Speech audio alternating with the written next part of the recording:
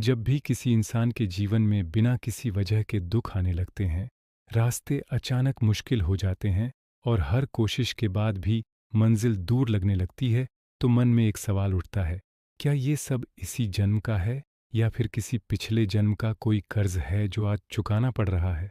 यह कहानी एक ऐसे ही साधारण से दिखने वाले व्यक्ति भोलू की है, जिसकी जिंदगी साधारण नहीं, बल्कि आत्मा तक को झकझोर देने वाली थी।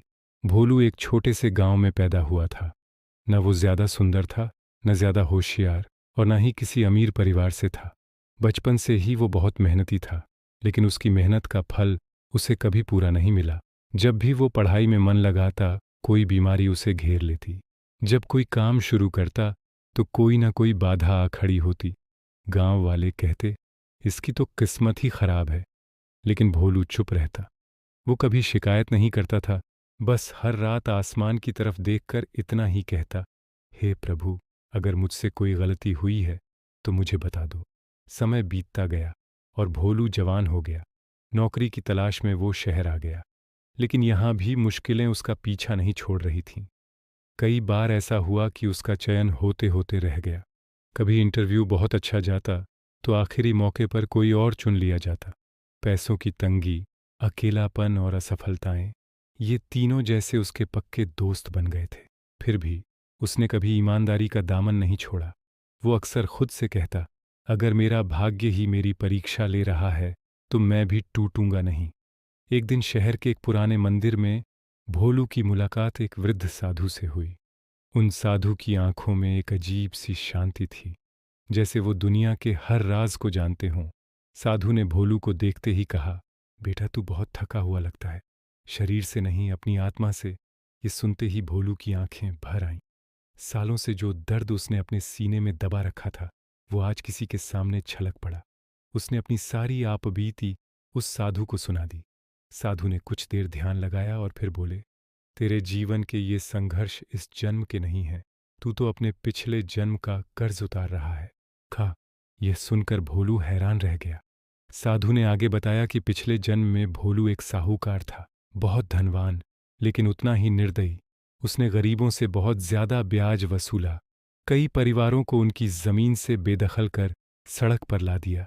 एक बार एक भूखा आदमी उससे अपना कर्ज चुकाने के लिए थोड़ी मोहलत मांगने आया, लेकिन उस साहूकार ने उसे अपमानित करके अपने दरवाजे से भगा दिया। उसी रात उस गरीब आदमी ने भूख और बेइज्जती से तंग आकर अपनी जान दे दी। उसकी पीड़ा, उसके आंसू ही आज भोलू का भाग्य बनकर उसके सामने खड़े थे। ये सुनकर भोलू कांप उठा। उसे अपने आज के जीवन के सारे दुख, सारी मुश्किलें अचानक समझ में आने लगीं। साधु ने उसे समझाते हुए कहा, बेटा, कर्ज सिर्फ पैसे का नहीं होता, कर्मों का भी होता है। लेकिन याद रखना, हर कर्ज चुकाया जा सकता है। भोलू ने कांपते हुए हाथों से साधु के पैर पकड़ लिए और पूछा, बाबा मैं क्या करूं, मुझे रास्ता दिखाइए। साधु ने उत्तर दिया, जो तूने छीना था वही लौटाना होगा। दया, करुणा और निस्वार्थ सेवा। उस दिन के बाद भोलू पूरी तरह बदल गया। उसकी जिंदगी का मकसद ही बदल गया। अब वो खुद भूखा रहकर भी किसी भूखे को अपना खाना खिला देता। अपनी छोटी सी कमाई से किसी गरीब बच्चे की पढ़ाई में मदद करता। अब वो किसी से ऊंची आवाज में बात नहीं करता था, चाहे सामने वाला कितना ही कठोर क्यों ना हो। लोग उसे मूर्ख कहते, पागल समझते, लेकिन भोलू के मन में एक अजीब सी शांति थी, जो उसे पहली बार महसूस हो रही थी। समय के साथ उसके जीवन में कोई बड़ा चमत्कार तो नहीं हुआ, लेकिन एक सुकून आने लगा। समस्याएं पूरी तरह खत्म नहीं हुईं, पर अब उनका भार उसे हल्का लगने लगा। उसे एक छोटी सी नौकरी मिली और अपनी मेहनत और ईमानदारी से वो धीरे धीरे तरक्की करने लगा। लेकिन सबसे बड़ा बदलाव यह था कि अब उसे रात को चैन की नींद आती थी। एक दिन उसी गांव में वो भूखा आदमी, जो इस जन्म में एक गरीब मजदूर के रूप में जन्मा था, भोलू के पास मदद मांगने आया। भोलू उसे पहचानता नहीं था, लेकिन उसने बिना कुछ सोचे समझे उसे सहारा दिया, उसे काम दिलाया और उसे पूरा सम्मान दिया। उस दिन भोलू को अपने अंदर एक अजीब सा हल्कापन महसूस हुआ, जैसे उसके कंधों से कोई बहुत भारी बोझ उतर गया हो। उसे लगा जैसे साधु के शब्द सच हो रहे थे। कर्ज उतर रहा था धीरे धीरे, पर पूरी सच्चाई के साथ। इस कहानी का संदेश बहुत गहरा है। हम आज जो भी भुगत रहे हैं, वो हमेशा किसी और की गलती नहीं होती।